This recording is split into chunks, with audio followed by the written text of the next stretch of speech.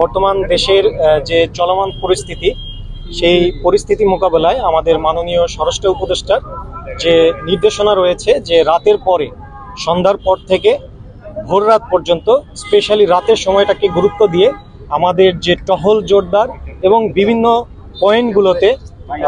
যে চেকপোস্ট স্থাপনের একটা নির্দেশনা দেওয়া হয়েছে,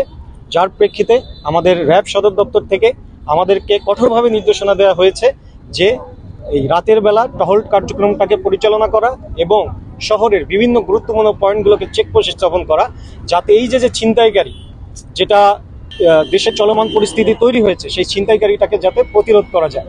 যার প্রেক্ষিতে আপনারা জানেন যে আমরা অলরেডি কয়েকদিন আগে থেকেই কক্সবাজার শহরের সন্ধ্যা থেকে সকাল ভোর পর্যন্ত আমরা বিভিন্ন পয়েন্টে আমাদের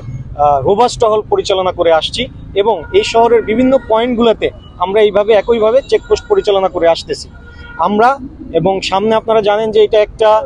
ট্যুরিস্ট এলাকা এবং সামনে ঈদ, এবং ঈদের সময় এই ছিনতাইয়ের প্রবণতা আরও বেড়ে যায়।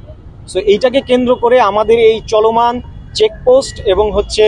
যে টহল, এটা জোরদার থাকবে এবং আমাদের র্যাব 15 পক্ষ থেকে এই ছিনতাইকে কোনো ধরনের ছাড় দেওয়া হবে না। এই ছিনতাইকে প্রতিরোধ করার জন্য কক্সবাজার স্পেশালি টুরিস্ট